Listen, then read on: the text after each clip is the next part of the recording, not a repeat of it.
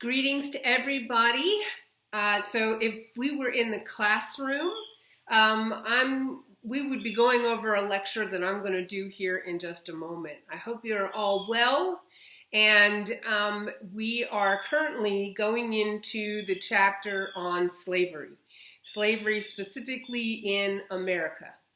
And I think many times when we study slavery, we are taught, like in the moment, what slavery was like in the 1800s, 1700s, and 1800s in America. And we talk about how it was slavery for life. And the further away we get from the time, as it is always the case, we lose nuances. We lose understanding of, how it came to be in the first place. We know why slavery existed in this country. It was an economic resource of labor for the agricultural marketplace, especially in the South, because the South was naturally more economically advantageous to agriculture, an economy of agriculture. But where does it all really come from? And in this particular video lecture, I want to focus on where it really comes from. And then another video lecture I'm going to do, we're going to talk about how it changed in the United States, how slavery in the United States really became something very unusual to the concepts of slavery in the ancient world and in the medieval world. And it really took on an American characteristics that were unseen in any other part of the world. So let's look at where it comes from, how slavery comes about, and because people have in the 1800s, 1700s, 1800s, they have justified and rationalized slavery from a biblical perspective, in that there were always slaves in the world. People who had a classical education in Rome and Greece would utilize that as rationalization. Well, there were slaves in Greece, there were slaves in Rome. So let's unpack a little bit of this so that we kind of understand a little bit more clearly about the history of slavery. Now, there's no way we're going to really be able to dive real deep into it, but let's just take an overall kind of look at this now. So when we first look at slavery, certainly slavery in the Bible, biblical slavery, we're not looking at slavery as slaves for life. Slavery is a word that was used to it could cover indenture, it could cover poverty, people who sold themselves into slavery because they owed that particular person money. And so rather than owing them that money, they worked that off, what they owed off. It was not a concept of slave for life. Yes, it was a type of slavery, more like an indentured servitude.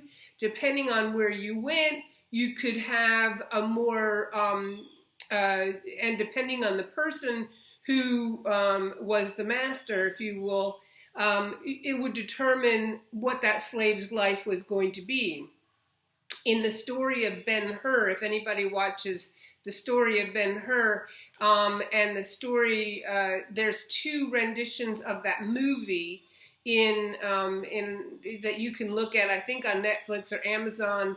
But Judah Ben-Hur, who is the main character, he's got a slave, and that slave is actually he works for him. He earns a living from him. So he's sort of a servant, not so much a slave, who dedicates their life to that particular person, but they're not doing it without any recognition. They're not doing it without getting something in return. They're not diminished necessarily in the ability to be somewhat independent.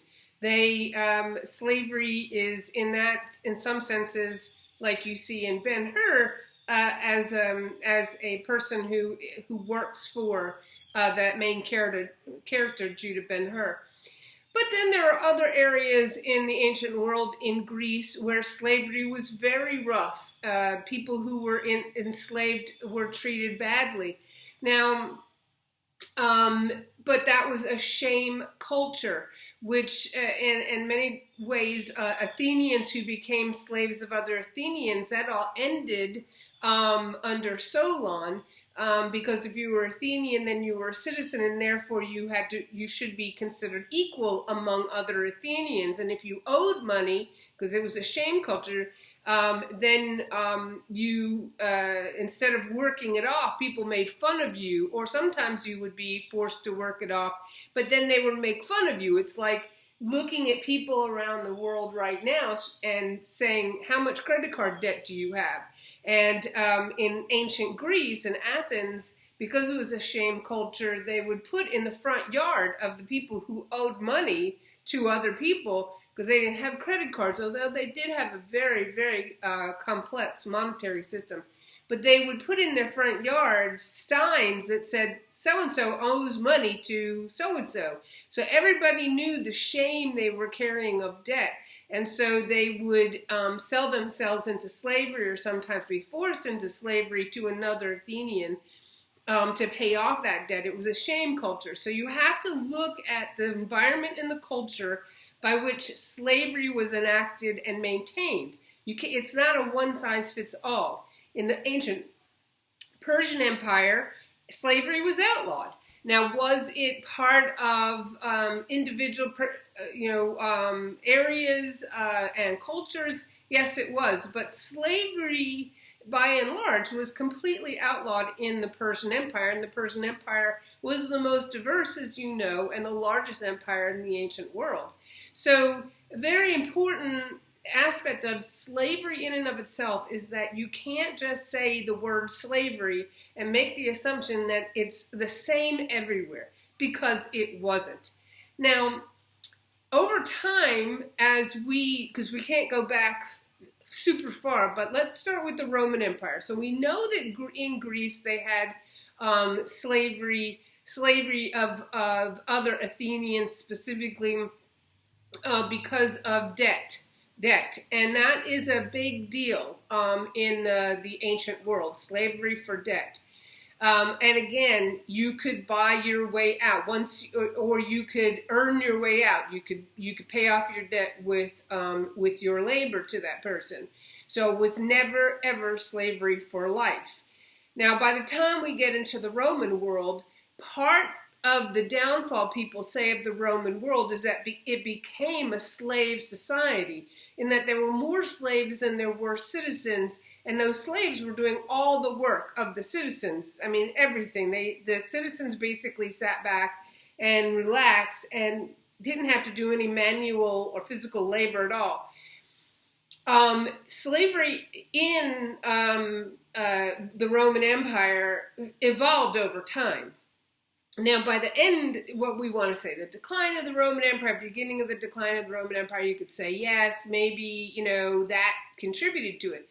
But for our purposes, it's important to know that there was a law enacted in Rome that said this is how many people can be freed in one day. So manumission. Manumission is freedom, earning your freedom or gaining your freedom. From a legal perspective, you had to be set free. There was paperwork that was involved. Now that's true also in the United States, but in Rome you had to go through a process to be freed, and that process was a legal policy process. And there was a law that said only so many people can be freed in a day. Well, that should be telegraphing to you. So many people could be freed in a day. Why? That should be the question, your critical thinking question. Why would that be? What is that telling us? Well, one of the things that it's telling us directly is that it takes time to complete all the paperwork. And if you only have so many working hours in a day, they didn't work 24/7. They worked and then they would go home. So there was only so many hours that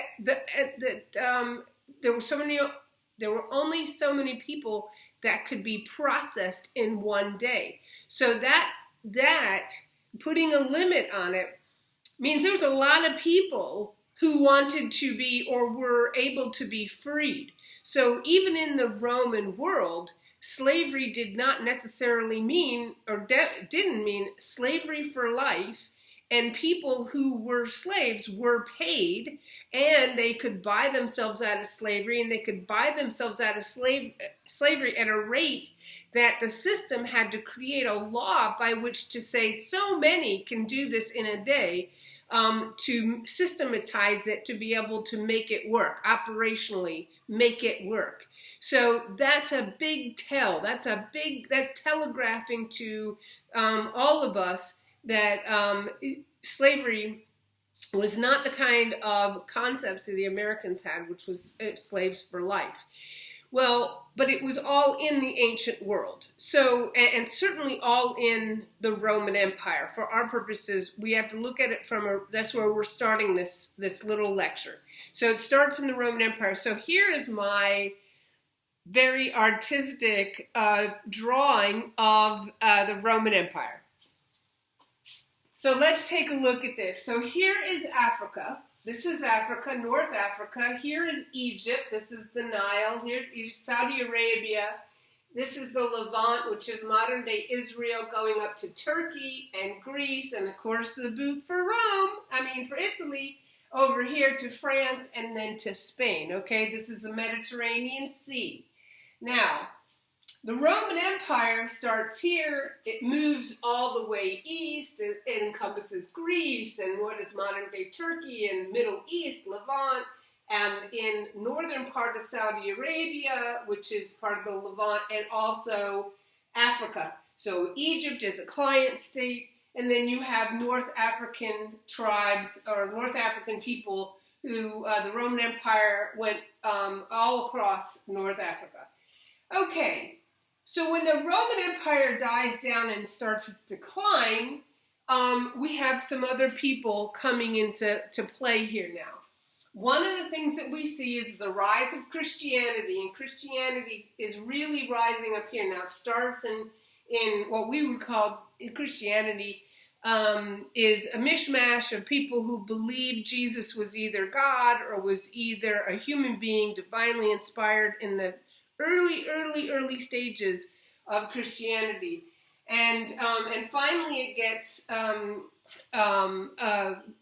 legalized. Christianity gets legalized in the Roman Empire, but here in the East, and because the Roman Empire moves its capital from Rome over to Constantinople, which is modern-day Istanbul, and so we see the decline here of the empire that was Rome. And this begins the time called the Byzantine period. And what you see here is it becomes very Christianized. That's one of the, and in some places it falls back to I wouldn't necessarily say a medieval time, but it's got the remnants of the Roman Empire, which means it's got roads, and it has aqueducts, and it has a lot of trade between peoples. This is definitely all along this southern edge of Europe, and Italy and Greece, and this area right here is called the Midi. Very diverse group of people. But we see the rise of Christianity, and we see the rise of Christianity here in Egypt. And then we see Christianity moving into Europe. All right, and around the same time that we see that, around the 600s, up on the rise comes a new religion called Islam. Islam comes in the late 500s and into the 600s, and it unites. Islam is a part of, it comes from the same tree.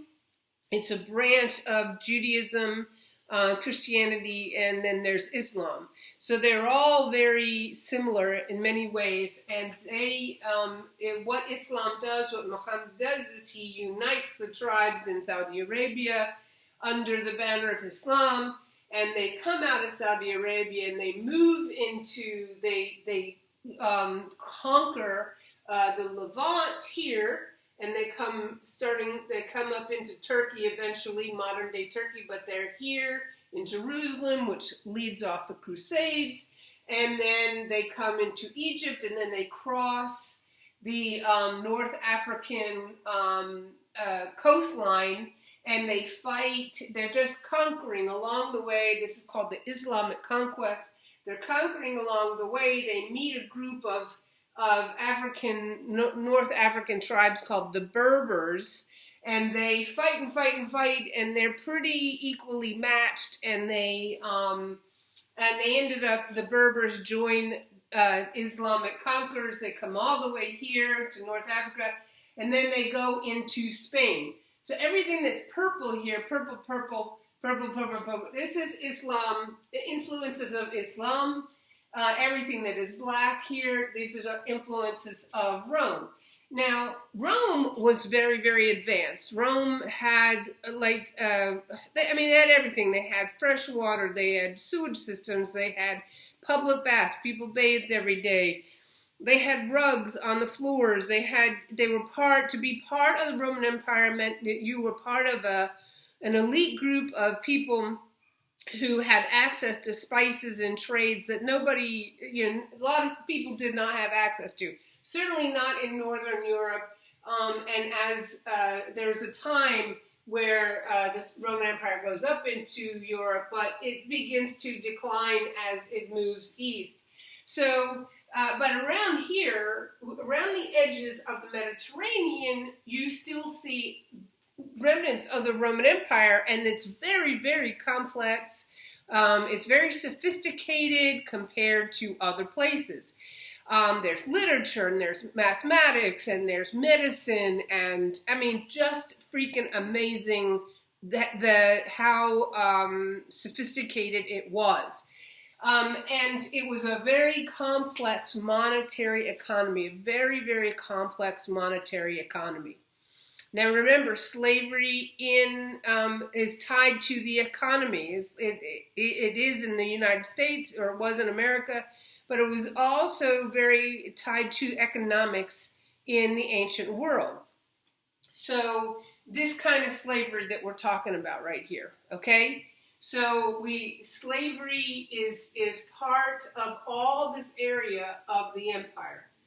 Now, and it's tied to economics. All right. Again, I want to reiterate that this is not slavery for life. It is tied to economics. People do get a wage in most places, and they're able to buy themselves out of slavery. So super, super big deal. Now we get in sub-Sahara Africa. Here's our Africa with my handy drawing work. Here's Africa, and you see the Roman Empire and all the remnants of the Roman Empire, very sophisticated, economically diverse, and economically complex society. Here, monetary, real money economy. Then, as it dies away, the Islamic Conquest comes along here, and they, unlike people in the Middle East right now, the Taliban and some of the Islamic extremists that destroy history, they actually never destroyed anything. They looked at it they were Bedouins. They lived actually amazing existence. But when they came up through here, just the architecture and access to water, even if you weren't by a well. There's so many advanced things that were going on and having access to. They didn't destroy it. They absorbed it. It came. They said, I love this. I'm keeping this. That's a really, really big thing to understand, because if you look at the current group of Islamic extremists that say, oh, I want an Islamic conquest, like the first one, that's not at all. You need to know they're not talking the same language as the original Islamic conquest, the people who part of that conquest. They didn't destroy stuff in their wake. They absorbed it in their wake. And so they came through here, and the other thing that they did, very much like the Persians, who the Persians had the largest and the most diverse empire in the ancient world. How did they do it? Well, they didn't micromanage. They said, here's the deal. I'm going to build you roads.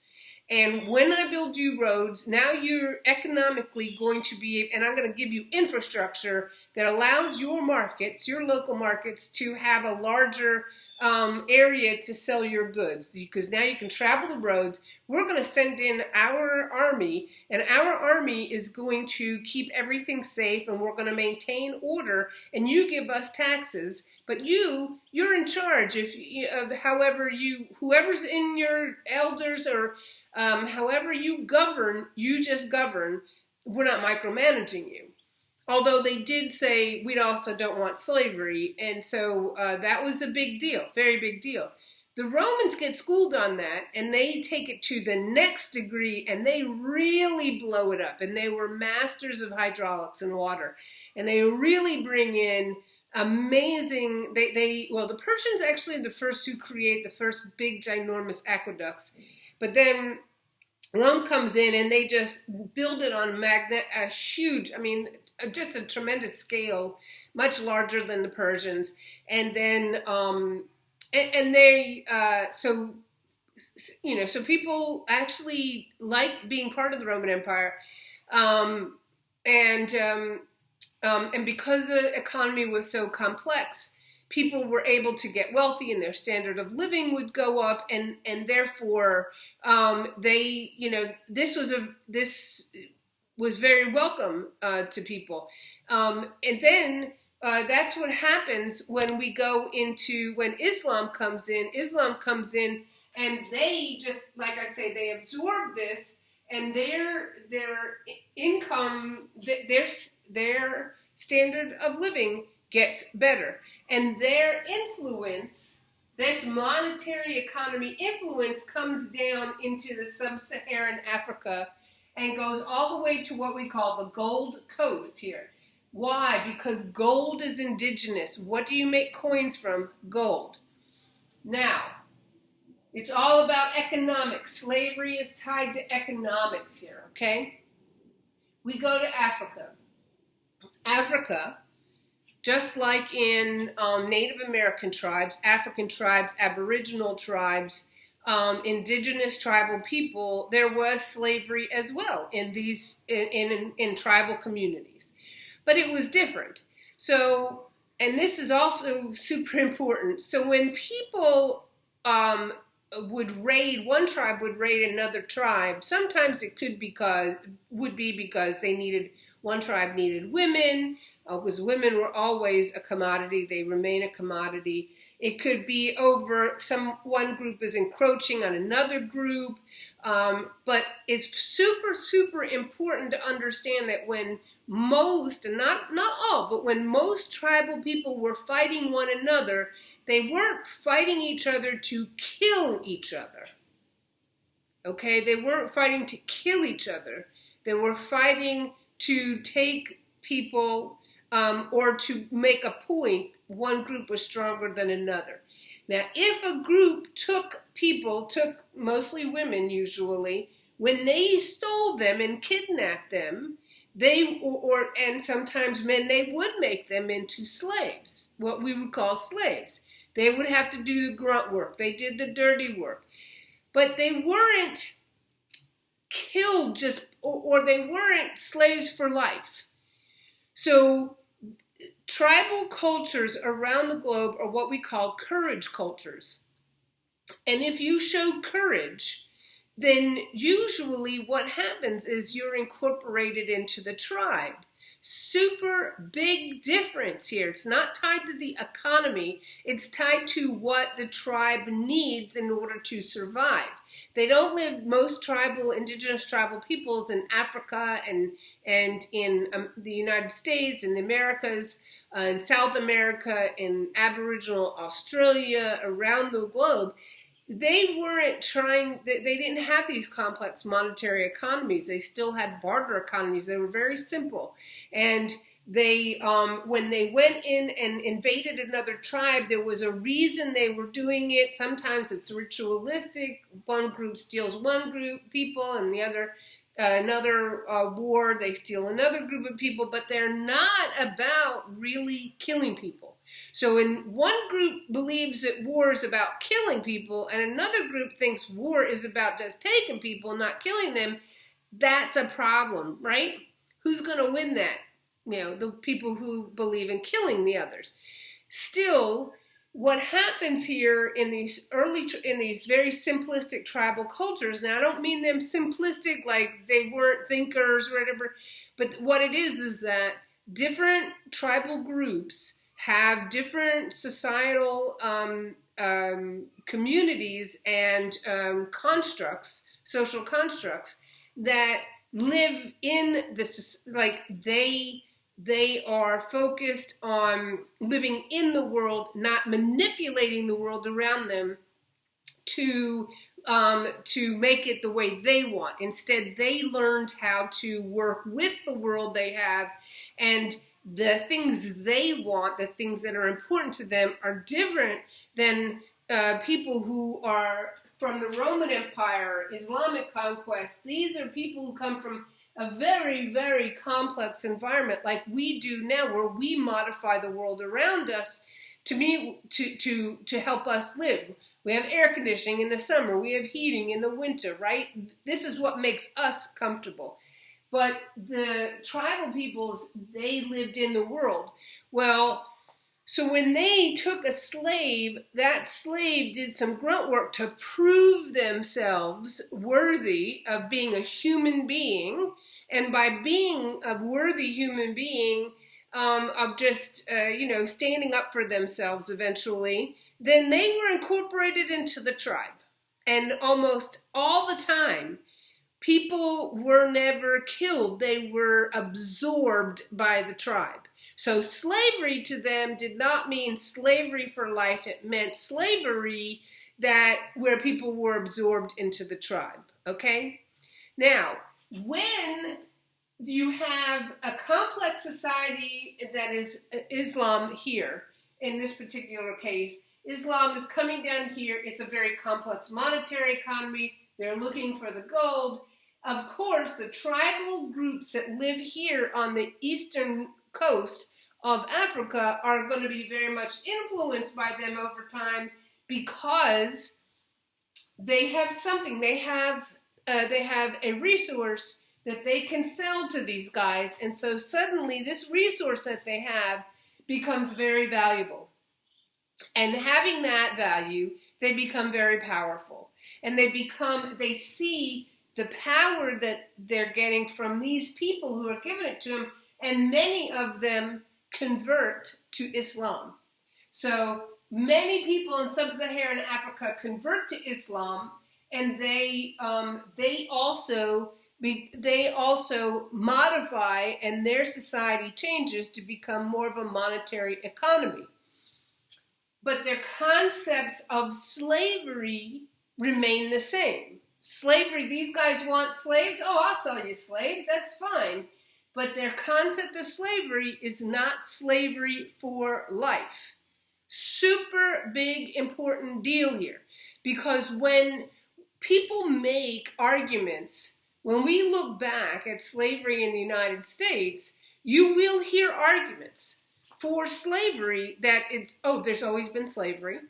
There was slavery in the Bible. The African slaves sold other Africans.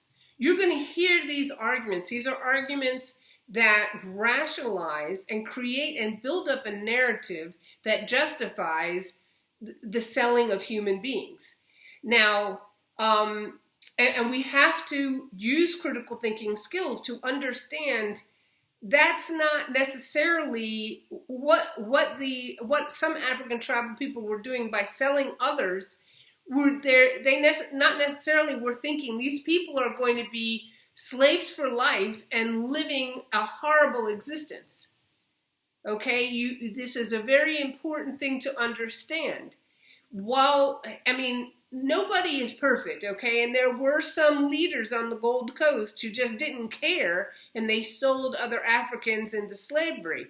But by and large, you cannot compare the way they looked at slavery and say, well, if they did it it must have been okay to sell other people. But if you live in a society where slavery means a momentary position in your community and not a condition of living, a standard of living in your community forever, then you have two people talking or using the same word, but have two concepts of that same word. Super important to understand. So if you do research into slavery, you need to understand who is doing the talking, and the person that you're reading is, if you do research and you read lots of different people and a lot of different views on slavery, you have to look and see who is that person and what is their perspective, where are they coming from. It's not just one narrative, it's just not one concept of it, okay? Very important thing to understand, where as we move forward, as we understand American slavery, we have to know, where does this come from, because it's not poof, it's always been this way, and everybody else has always felt the same way about slavery, because it's not the case. It's not the case. And no matter what your narrative is, you need to be able to utilize critical thinking skills to really unpack this and learn about what it really meant to different groups of people. Now, so here we have the sub-Saharan people, many tribal peoples becoming converts to Islam. And once converts to Islam, they are it's not about their religion, it's about the environment, the society, the complexity of the society based on economics, a very complex set of economics that brings in slavery into labor, okay? That's the important thing. It's not about people who are Muslim being bad, okay? Christians have done their due, all right? Jewish people have done their due. There's no perfect anybody group, okay? But this is not a thing about religion. We got to take religion out of this conversation. We're talking economics here, okay? And the reason why Islam plays a role in this is because in the Islamic Conquest, they learn and they absorb the complexity of the remnants of the ancient Roman Empire that many people are still living under. It's not like people just stop living and the society stops existing. Even if Rome isn't the leader, it doesn't mean that the city disappears from the face of the planet. It's still living, it's still thriving. That's just how it is. People just don't disappear. So now Islam comes in and they see all this and they think it's pretty cool, pretty sweet, and it's a huge economic powerhouse, really. And they become a part of it, and then they bring it down with them to the Gold Coast, because the Gold Coast has gold, and then that is the resource they want to have, because gold that has value to it. That's what you're going to make coins from, right? All right. So it's a very important part. Early slavery we have to understand this if we're going to make sense of things, okay? We have to put it in perspective. We have to put it into context of how the Portuguese and the Spaniards how they're able to exploit this, okay? So early slavery is not about one size fits all. Everybody who was a slave was treated exactly the same way. Number two, many people who were considered slaves actually behaved like servants or people who worked for another person because they were paid and they could buy themselves out of slavery, or they could simply work themselves out of slavery. Very, very important things and concepts to understand. Okay, I'm going to stop this here, and I'm going to make another video to extend this into how does it come to America, all right? Remember, if you need me, give me a shout. Okay, talk to you soon.